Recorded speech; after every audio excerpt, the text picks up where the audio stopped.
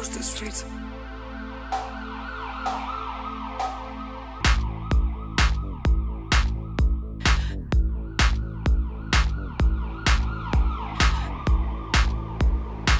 Alors on est avec Louis alias Brodinski. Bonjour, comment Bonjour, ça va? ça va, merci. Alors Brodinski, tu es DJ, producteur et fondateur du label Bromance Records qui existe depuis à peu près 1 an. Est-ce que tu nous parles un peu de l'esprit de ce label et comment tu l'as monté et tout ça? Ouais, bien sûr. Alors, pourquoi Bromance? Parce que c'est une histoire d'amitié, je pense, au début. C'est une histoire du véritable sens du mot, c'est-à-dire des copains qui passent plus de temps ensemble qu'avec leur bien-aimé et qui travaillent, qui ont la chance de travailler pour leur passion. Donc on a décidé de garder ce nom-là. Et puis petite allusion à Brodinski aussi. Exactement, voilà. Donc ça tombait parfaitement. Pourquoi j'ai créé un label? Alors c'est la grande question. Pourquoi créer un label en 2012 dans un contexte où aujourd'hui les gens n'achètent plus de musique. Donc en fait, c'est sûr que la première idée qu'on a eue, c'était pas de se faire de l'argent. On n'a pas créé un label pour décider de vendre des disques, on a créé un label pour décider de donner aux gens et de proposer aux gens la musique qu'on aime, la musique qu'on a envie de sortir, la musique qu'on a envie de représenter et surtout aussi de créer une famille. Voilà, c'est une histoire d'amitié, de rigolade et surtout le fait de créer quelque chose, de le faire vivre et d'y croire, ça donne tellement d'énergie, ça donne tellement de stress dans le bon sens, ça donne tellement de très bons sentiments envers vraiment quelque chose qu'on aime, qui est la musique, qui est notre vie, jour après jour, depuis presque pour moi 5 ans. Donc voilà, c'est quelque chose c'est du temps que je ne compte plus. Et en tout cas que Bromance, c'est mon bébé et c'est aussi quelque chose qui me tient énormément à cœur. Et c'est un moteur pour toi, ça te rend plus fort en fait. Ouais, c'est ça aussi. Je pense que le fait de créer un label, c'est de créer une image, une équipe, un vrai où les gens peuvent se dire ah tiens, alors moi mon préféré dans Bromance c'est lui, ah non c'est plutôt eux. C'est ça qui me fait avancer, c'est le fait que les gens ont le choix. Et surtout, ça c'est un truc assez vrai, mais même dans la musique électronique, c'est que le fait d'avoir créé mon label, c'est que je suis indépendant.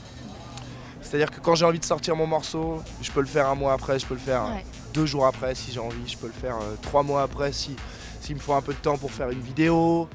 Ça coûte de l'argent, mais en même temps c'est une très belle aventure et je suis très content de l'avoir lancé. Et aussi ça a vachement aidé le fait de notre construction globale, ensemble en tout cas. Voilà, c'est quelque chose que je ne regretterai pas du tout. D'accord. Mais justement, tu fais beaucoup de collaborations, on te voit souvent en binôme, que ce soit avec Guillaume ou avec Geza Felstein sur scène et tout ça. Est-ce que c'est ta conception de la musique aussi, c'est-à-dire toi, le truc du DJ tout seul sur scène, ça te fait pas du tout kiffer ou enfin en tout cas ta musique, en tout cas c'est ensemble quoi. Ouais, c'est ça, je pense que la musique c'est ensemble, la performance j'aime être tout seul aussi, c'est mon truc, j'aime avoir le contrôle. C'est quand on est tout seul derrière les platines et que devant nous on a 10 000 personnes, en sachant que c'est nous qui allons faire ressentir l'émotion qu'on a envie de faire passer et le feeling en général de ce qu'on a envie de donner aux gens, c'est quand on est tout seul, il y a un vrai message. Quand on est à deux, quand ça marche très bien, alors là je parle avec Geza Felstein par exemple, c'est quelque chose qu'on a très bien apprivoisé à deux, le fait de faire les DJ. C'était quelque chose exactement à faire passer le même message et pas à se faire un combat entre nous deux, c'est pas quelque chose de personnel. Et ça c'est la grande force en fait aussi de Bromance, c'est que on fait pas de la musique pour nous. On en a rien à faire. Moi je suis pas enfermé dans ma cave tous les jours à faire de la musique pour moi et à me dire que c'est pas assez bien. Je suis quelqu'un qui aime avoir un avis très objectif aussi sur la musique en général. Et c'est pour ça que j'aime collaborer.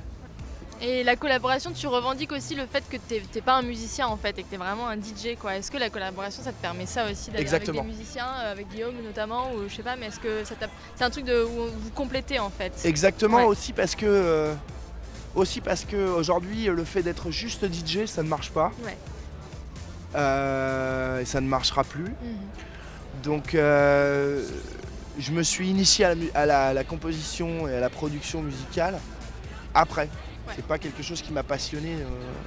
C'est pas parti de là du tout. C'était pas le point A de mon truc, c'était justement de faire le DJ. Et là, maintenant que je peux m'adapter et produire avec d'autres gens, c'est vraiment c'est très vertueux en tout cas. On avance et ça permet de faire avancer aussi notre travail à tous.